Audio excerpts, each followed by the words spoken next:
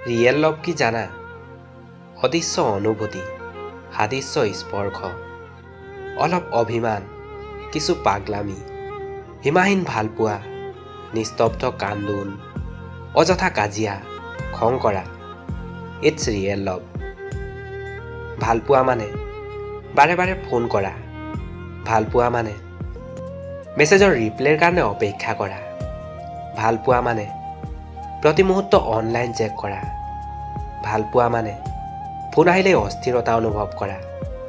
ভালপোৱা মানে কেতিয়াবা খং কৰি ফোনটো কাটি দি অফচোচ কৰা। ভালপোৱা মানে সদায় ৰাতিপুৱা উঠি ফোন SMS-বোৰক চেক কৰা। ভালপোৱা মানে জীৱনৰ শেষ নিশ্বাস পৰ্যন্ত ইজনে সিজনৰ লগত থকা। ভাল লগা আৰু ভালপোৱাৰ মাজত সৰু পাৰ্থক্য বুজিব নোৱাৰা মানুহবোৰে বাৰে বাৰে আঘাত পায়। ভাল লগা সেইটো যিটোক আমি নিজৰ কৰি পাব বিচাৰোঁ, যাৰ প্ৰতি এটা সামূহিক আকৰ্ষণে কাম কৰে। এনেকুৱা লাগে যেন তেওঁক পাবই লাগিব এতিয়াই, আৰু তেতিয়া তেওঁক নাপালে আন কাৰোবাক ভাল লাগিব। আকৌ ঠিক তেনেকুৱাই হ'ব।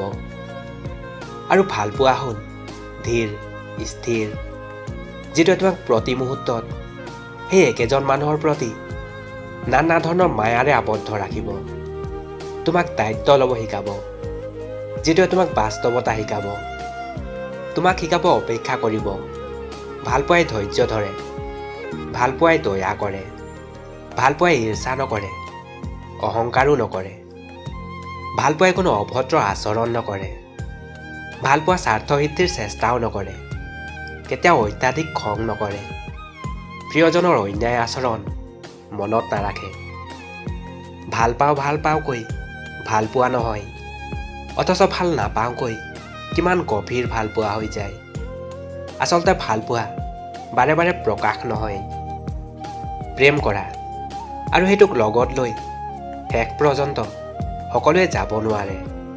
এটা সম্পৰ্ক আজিকালি ৩-৪ মাহ বজাই ৰখা কঠিন, কিন্তু ৪-৫ বছৰ যিসকলে বজাই ৰাখে তেওঁলোকৰ কথা ভাবি চোৱা। আচলতে সমস্যা ৪ মাহ বা ৪ বছৰ সকলোৰে হয়। কেৱল দুজন মানুহ ঠিক থাকিলে সম্পৰ্ক ৪০ বছৰ নিশ্চিন্ত অটুট থাকিব।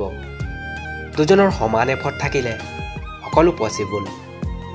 সম্পৰ্কবোৰ এনেকুৱাই হয়।